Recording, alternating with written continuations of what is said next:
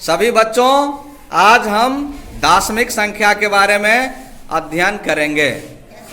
Class में तो थोड़ा सा अंधेरा है, पर बोर्ड आपका उजाला है। बोर्ड बहुत ही सुंदर और अच्छा से है, ठीक है। बोर्ड में थोड़ा गड़बड़ी है, इसलिए कहाँ देख रही हो। दाशमिक संख्या गणित में पढ़ना एक टॉपिक। गिनती की सभी संख्याएं जितनी भी होती है उसमें जीरो को शामिल कर लेंगे तो वो सभी संख्याएं क्या कहलाएगी? दाशमिक संख्याएं का मतलब होता है जैसे 0, 1, 2, 3, 4, 5 अनंत तक संख्याएं जाएगी। मान लो कोई 10 संख्या है तो इसका बेस में 10 है, इसी को कहते हैं दाशमिक। इसको क्या बोलेंगे? दाशमिक संख्या। क्या बोलेंगे? पता चलता है कि बेस में आधार में कितना है? 10। आधार में कितना हुआ? नीचे आधार है तो आधार में कितना है? 10 से बना दाशमिक। 10 से दाशमिक, तो ये दाशमिक संख्या है। क्या है? समझ में आ रहा है? चलो, और हम इसको प्रश्न के द्वारा तैयार कर, ऐसे लाइन पार लेंगे दोनों तरफ, ठीक है। समझो क्या करना है।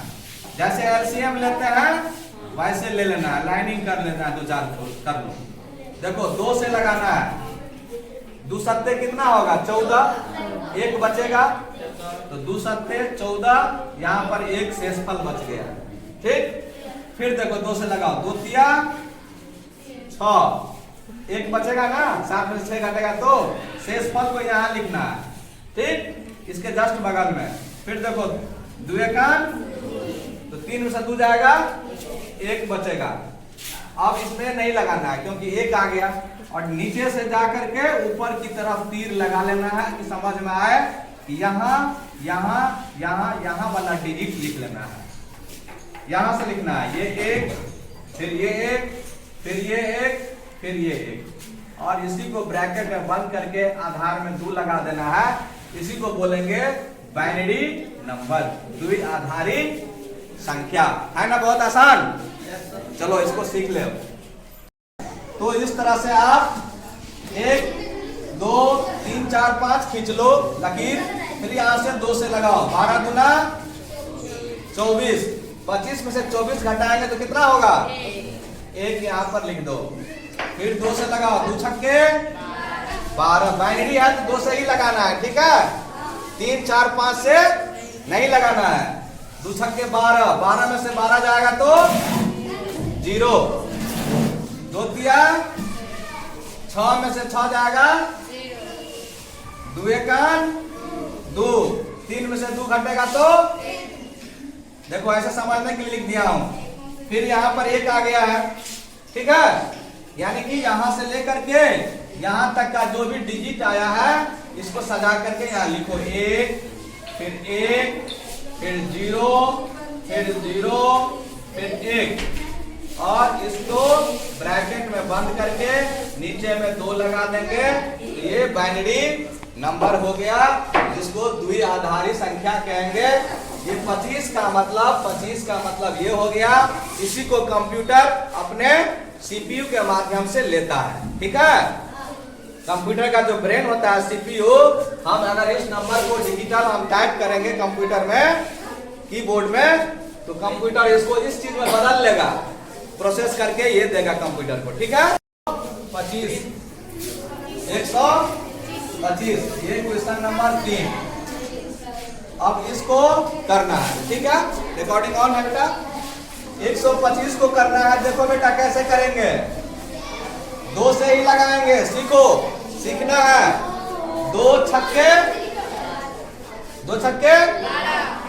5 बचा द्विगुना तो 1 बचा ना शेषफल।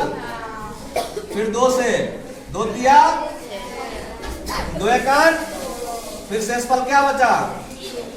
0। फिर 2 से 15 दूना 30, 1 बचा 31 में से। फिर 2 सत्ते 14, 1 बचा। चौक तो गड़बड़ पकड़ा गया।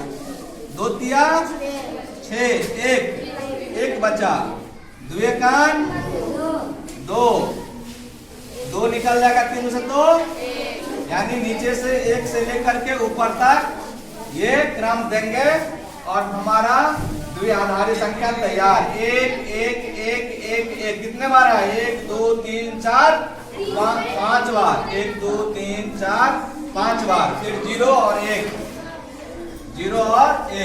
इसको ब्रैकेट में बंद करना और बेस में 2 लगा देना, यही आपका आंसर हो गया।